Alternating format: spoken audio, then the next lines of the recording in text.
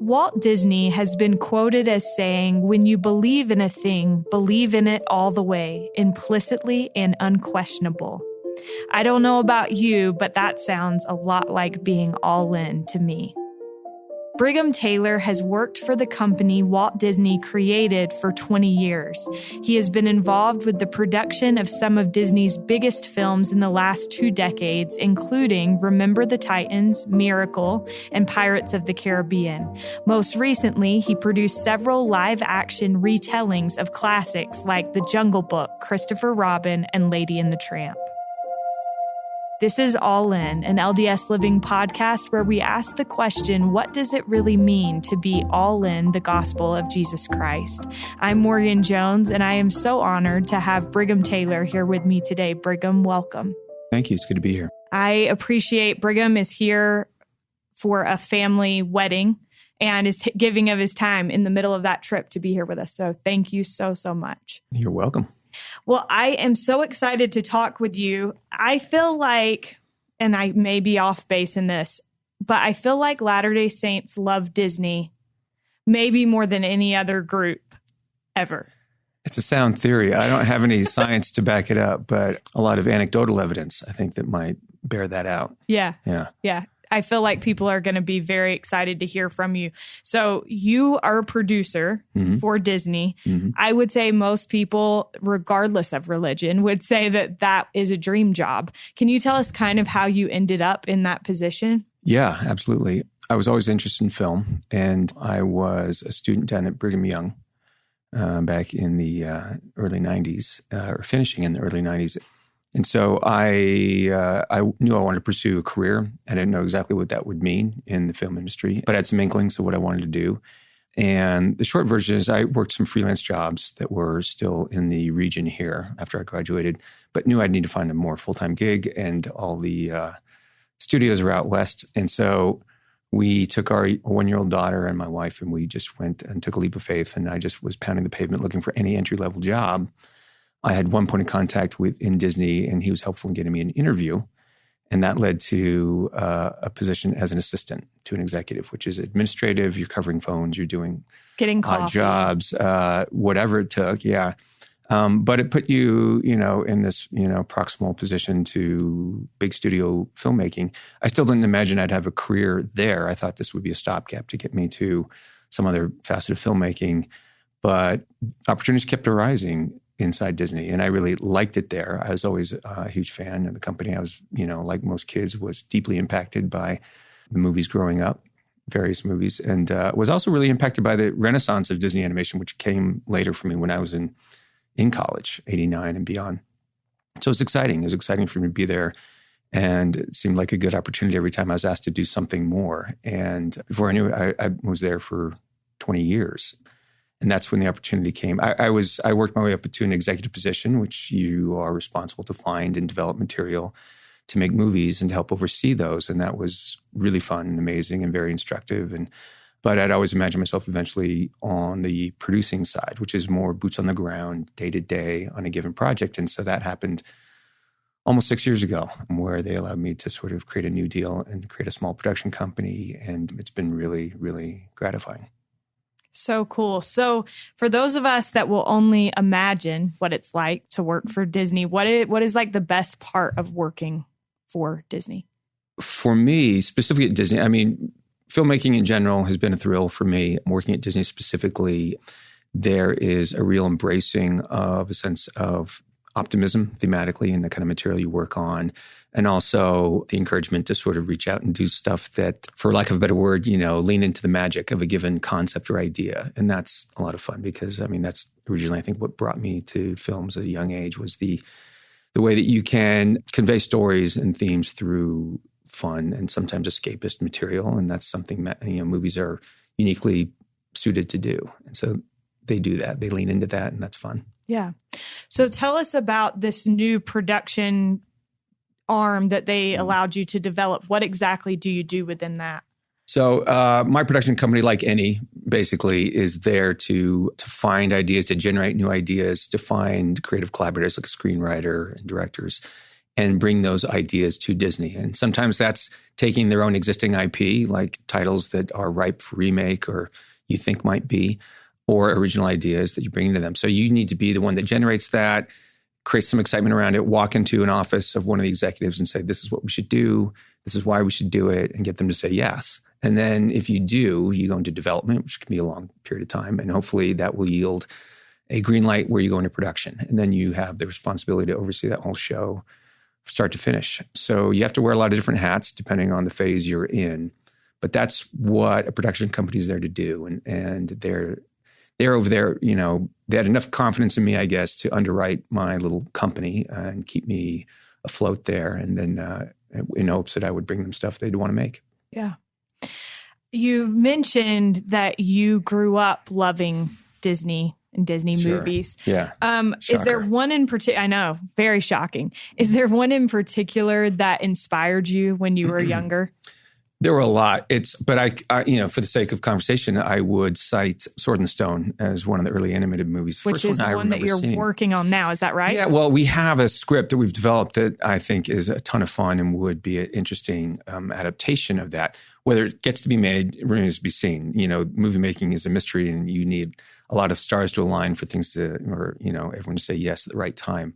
So that could still happen, but we're not currently making that movie. Okay. But we have, we have on the shelf. IMDb. It is. Like, it's there. And IMDb is there. Anything that gets announced, they tend to be able to, pull up in the dragnet and get it in there, because we did have at a point, like we announced a screenwriter, and that's true. And he wrote a wonderful adaptation. And there was even a time when it was in a more proactive position.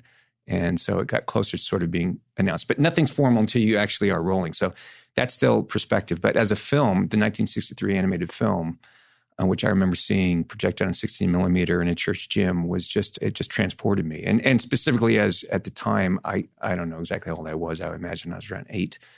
But I could identify so specifically with this. Not that I was living as as a squire or as a scullery, maid in a castle, but this kid sort of his ambition and his goals and his training sessions were just really, really like magical and transportational. And I loved it. And it took you to, all these wonderful places. And, he specifically, Merlin takes him down under the water as a fish and up into the trees as a squirrel and to the skies as a little bird. And it was amazing. And looking back on it also, you don't tend to focus on themes and stories as a kid. You just look at you just wrapped up in the moment of the movie.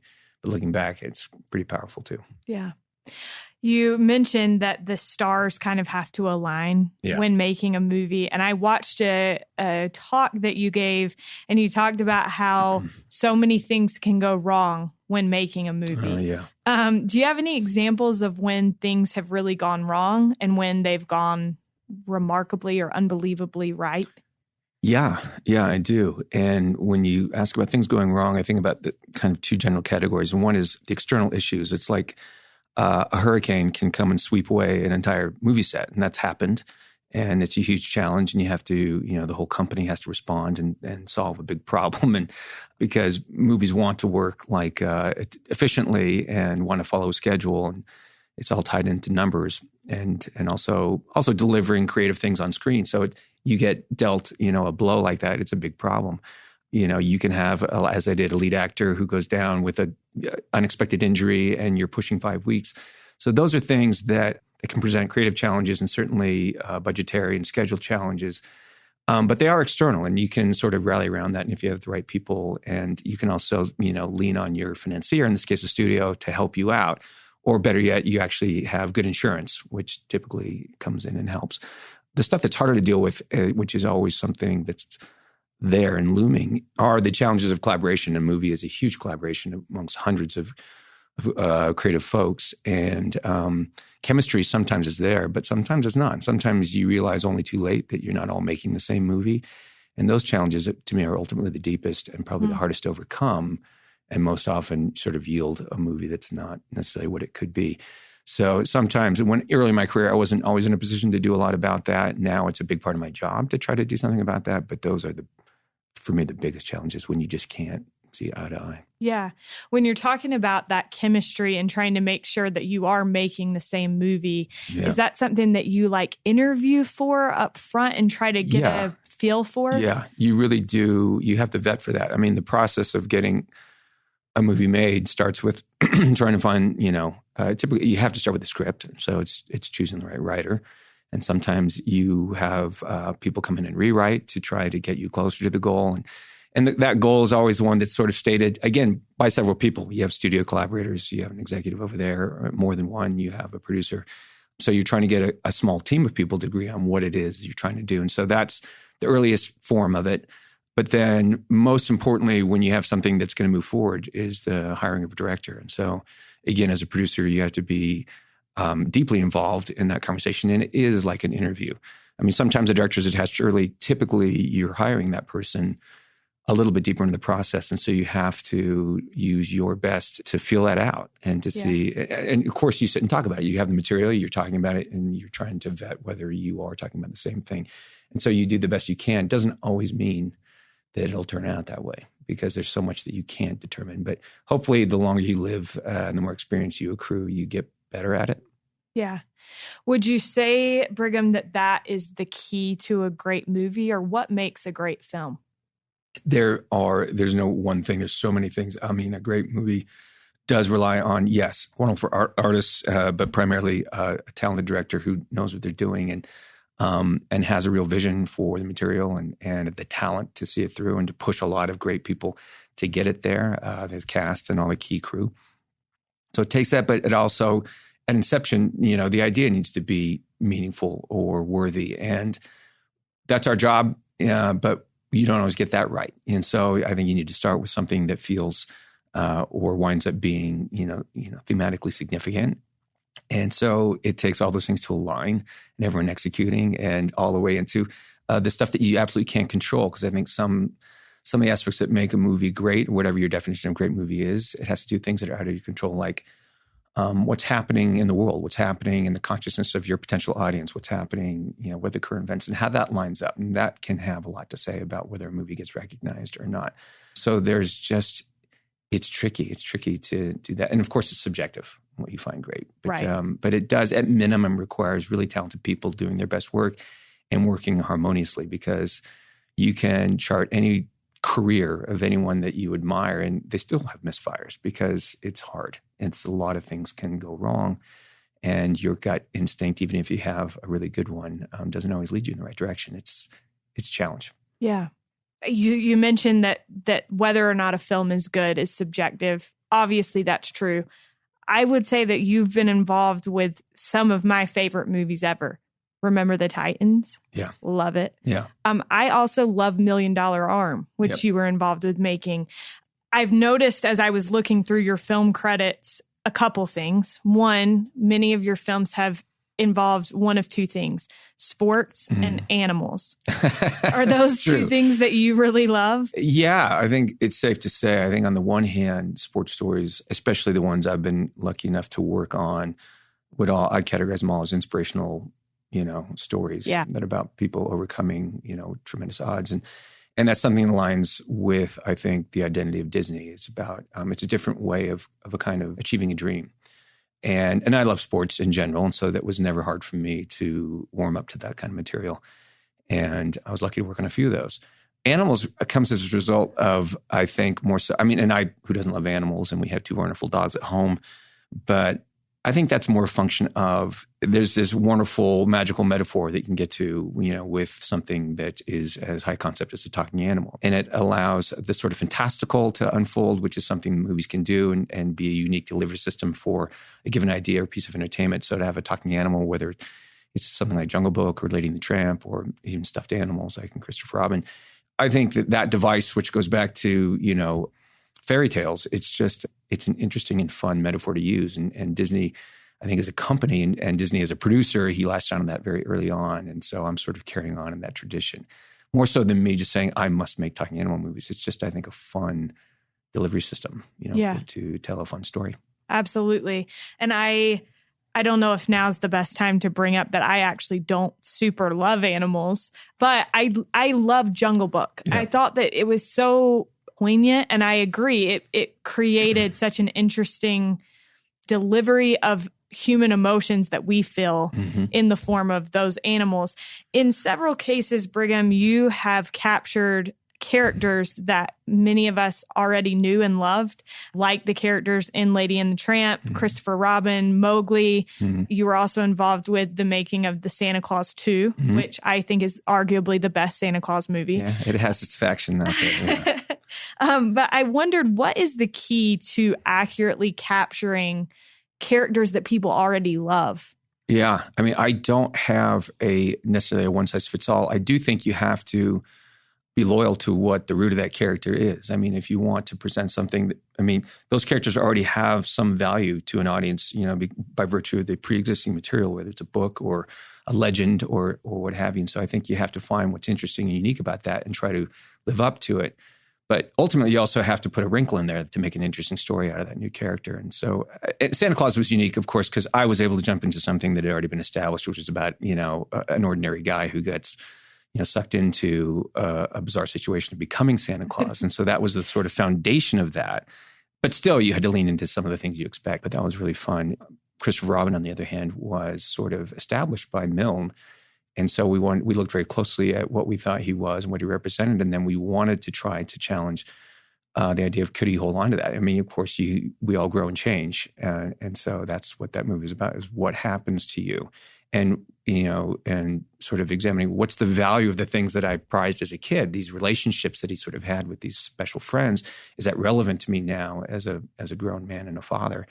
And of course, we thought, yeah, it is still relevant. So, but finding, I think, what was there and being loyal to it to some degree is important. Yeah. In Christopher Robin, it seems like it's kind of a question of balance.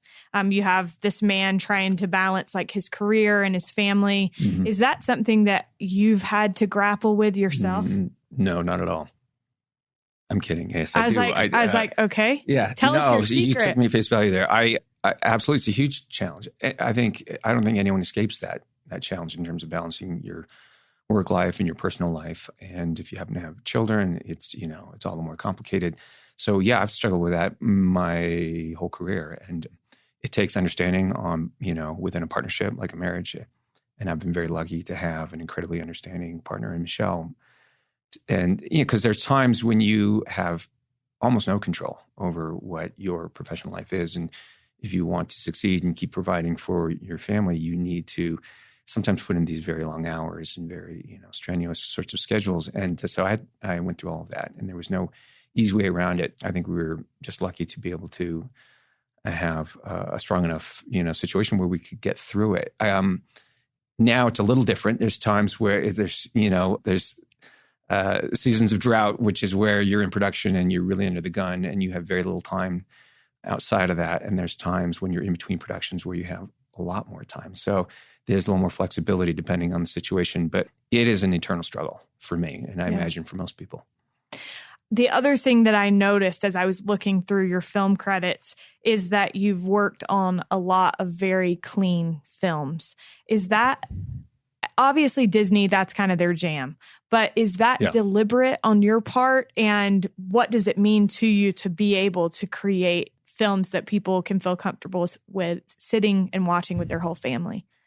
Yeah. I mean, I can't argue that it was so deliberate, because I wound up, listen, no matter what I work on, I try to find, a way to say something that I think's, worthwhile, something of value in that. And so there's a lot of kinds of films I would never think I was, well qualified for, which isn't also say that I wouldn't like to make films that wouldn't need a Disney label.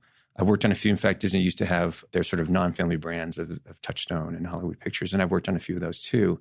But I still think they had their redeeming quality and needed to have that.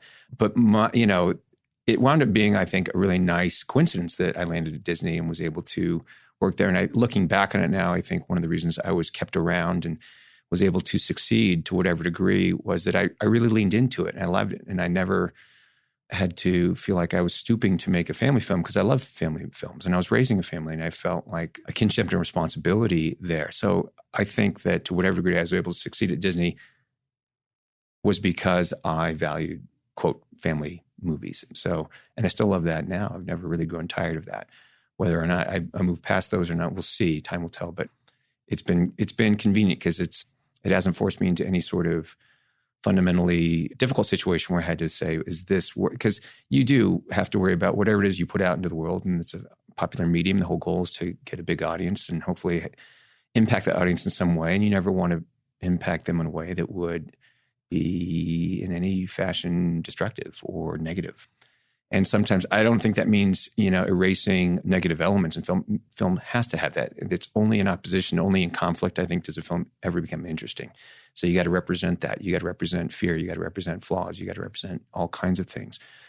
But it's tricky. You want to do that in a way that doesn't sort of hold that up in a positive light or fetishize it in a way that would encourage someone into any kind of bad behavior. That's my point of view anyway. Yeah. I think that's so cool to hear. I read a quote where you said, I remember coming up in the film group at Disney Studios and learning from our head of distribution at the time how much he loved the film goers out here, meaning in Utah. Yeah. You said our films always overperformed wildly in Utah. And I mentioned earlier that members of our church seem to love Disney. I think obviously the fact that the movies are clean plays a part in that. But are there any other factors that you think play into why that might be? Sure. I think they're all right there. The fact is that Disney strives to, present films that are relevant to all ages. And so it's great for family viewing. And there's, you got a lot of families here that like to find entertainment they can do together. And so that's a clear, I think, upside. And I also think that there is, and Walt always had the notion of having fun and escapism in his mind. He was, part of his genius was, I think, is remaining in touch with what he would have wanted as a kid. Whether it comes to his theme parks or the film entertainment or anything else, he always has a sense of wonder and to present something that really touched on magic and fired your own imagination. And so what that has to do specifically here on the Wasatch Front, I don't know exactly, other than there seems to be a value put on that. And but yeah, I do know. So why I couldn't swear, but I do know that, when the receipts would come in on a given Friday afternoon or, Monday morning after an opening, you could look at very quickly, you could see literally by theater how performance, was doing, what the receipts were for just a given location. And top 3 or 4, it was always a handful of theaters here, and so, yeah, whatever it was, we knew that we had a strong connection out here. Yeah. Well, I say that we have people listening all over the place. And so I don't want to limit ourselves to just Utah, but obviously large concentration of Latter-day Saints here. And I think that's fascinating. You mentioned that your family loves watching movies together. And I noticed in a couple of things that I looked at, you talked about how you and your wife, that's still like your ideal date night is like dinner and a movie. For sure. What does it mean to you to be able to create art that brings families together or gives couples that opportunity to go on a date night and then perhaps have meaningful conversations around those films? Yeah. To the degree that you can do that, it's just hugely gratifying. The reason I think anyone gets into films because you're impacted by the power of moving image with sound and music all coupled together is just an amazingly dynamic experience. And if it's a good film, you are moved to feel something. You've laughed, you've cried, and all things in between, and hopefully all those things. And so to be able to be part of something that can present and provide the same experience to a family or to a couple or anyone else, that's what you're after. And more than that, you're after something that would actually leave a lasting impact. And not all movies do, but some can. And that's the kind of the brass ring I think you're reaching for when you get into filmmaking, to make something that will leave an impact and that people will care about even years later, the way that I still care about movies that impacted me as a kid, and even movies I discovered that were made decades prior that we all watch now. And so that's the thrill of it. And so sometimes you do that, and again, it's a subjective medium, and sometimes you do that for a person here and not a person there. But anytime you hear back from someone that this movie moved them to feel or to think about something differently, it's the greatest kind of reward you could have, I think, in this business. Yeah. Speaking of having an impact, I was watching something where you talked about how in 2004, the movie Miracle came out. And that was the same year as the Athens Olympics. That's right. And you talked about how there were a bunch of Olympians that talked about how that movie inspired them. And so I think it's cool because you see how there's a movie. It tells a true story in that case, but tells a story. And then that story inspires real people to do really cool things. Yeah. What does it mean to you to create a work that creates change in the world or in people's lives? Yeah. I mean, like I just said, it is the most rewarding thing, and you keep your humility. I didn't make that movie, but I was privileged to be a real champion for it and to work with a lot of talented people to get it there. And I was so proud of the result of that movie because it delivered on the promise of the actual story. And that I'm old enough to remember watching the 1980 game in which they beat the Russians and then went on to win the gold medal in the next game. And I grew up in Northern California. Nobody cared at the time. There was no San Jose Sharks. No one cared about hockey, but I became fascinated with hockey, as we all did. We all became in that moment huge, huge fans. And so I felt this degree of responsibility and reverence in reapproaching that story. And we got the right team, we got the right filmmakers, and they did a great job. But to cut back to your question, it was a thrill. It was a thrill that we could do that story justice and that we could, it was really sad. It was tragic. We lost Herb Brooks during the making of that movie. We were privileged to be able to have him on board early on, and our writer got wonderful FaceTime and interviews with him. And we, I think, captured accurately, because he, I think, amongst an ensemble, he emerges as the lead of that movie. But I think we captured that. And I think that's what people were responding to, is this guy who was able to take this disparate group of kids, these college kids from different parts of the country, and bring them together as a team. And that was one of the strongest, I think, themes of that film.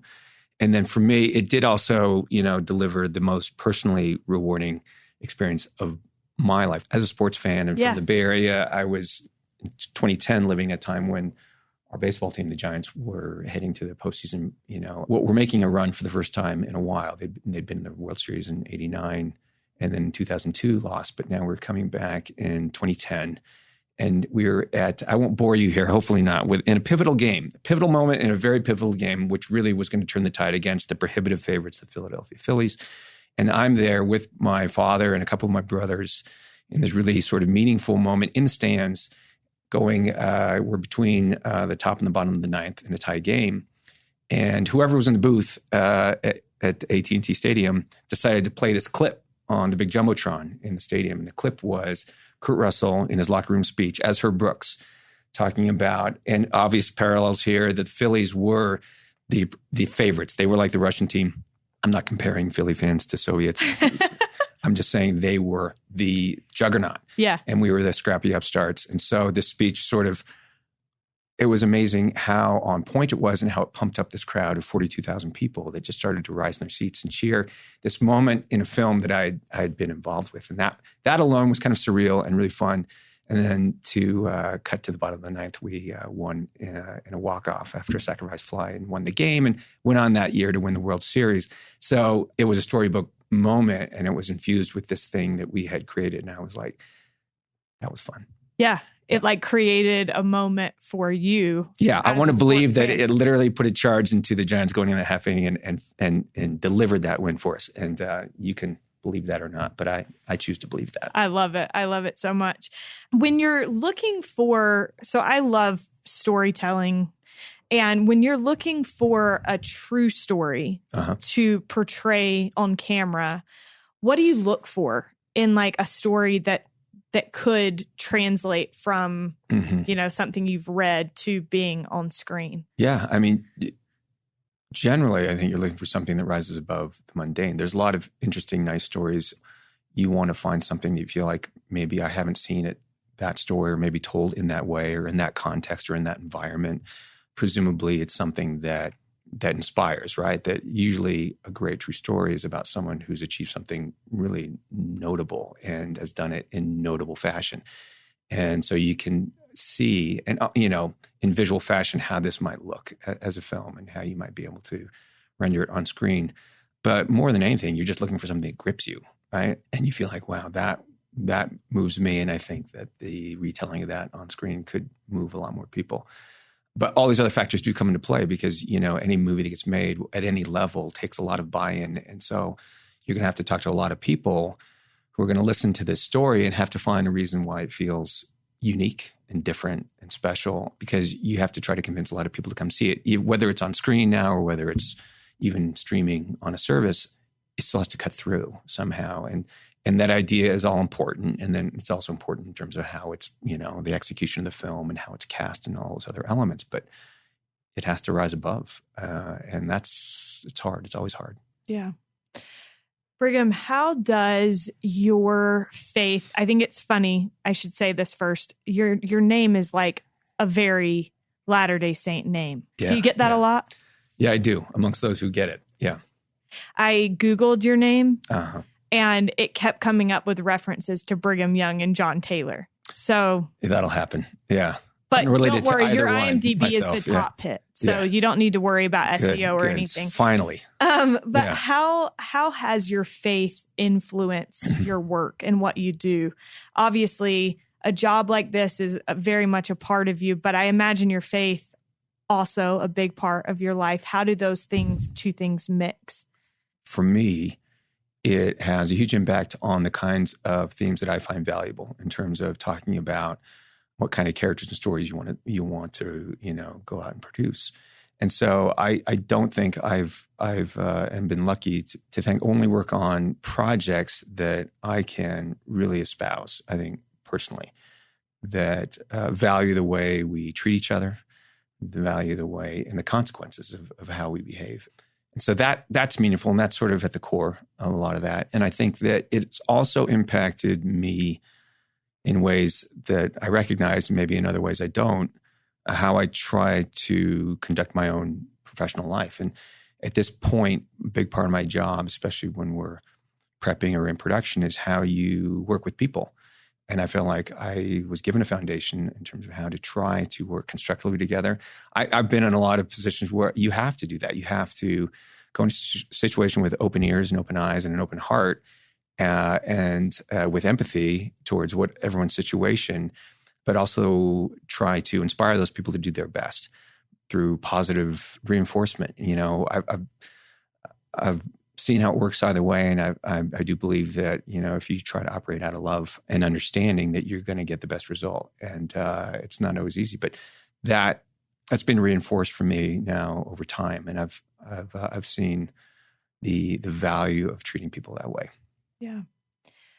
Brigham, I appreciate that perspective, because even as you were talking and giving the first part of that answer, I thought, I'm sure then if that's the way that you feel about what you portray on camera, it bleeds into the way that you do your job, and the way that you treat people. Brigham, thank you so much for giving of your time and for sharing these insights. What does it mean to you to be all in the gospel of Jesus Christ? It's a wonderfully big and broad question, but for me, one answer is to basically to walk the walk. I there's an old saying, I don't know who said it, but I'd rather see a sermon than hear one any day. And I think that being all in is being committed. And so it's allowing your behavior to be affected by what you purport your beliefs to be. And again, it comes back to me in the most fundamental way. It's about how we treat one another and how we, work with one another. That's what life is. It's a series of encounters and conversations and interactions. And if you do that from a fundamentally empathetic and, one of the two great commandments is just loving your neighbor. And that is a huge challenge, even with people that you think you get along with. But it's real, and it really does have a lasting impact if you can try to sustain that attitude, with other people. And again, look at a situation and approach a situation and a collaboration in a work environment with love and understanding. Of course, you have to step up and you have to decide things, and you can't please everyone, but you can hopefully make sure that everyone feels understood and maybe valued in the process. So coming back to your question, that's what I think all in is. It's walking the walk. Thank you so much. Thank you for being here with us. Thank you for having me. Thank you for listening to this episode of All In, and a huge thank you to Brigham Taylor for joining us. We hope you'll stay with us because, as Walt Disney said, we keep moving forward, opening new doors and doing new things because we're curious, and curiosity keeps leading us down new paths. Thank you for coming on this journey with us, and thanks to Derek Campbell from Mix It 6 Studios for guiding our sound design all along the way. We'll be with you again next week.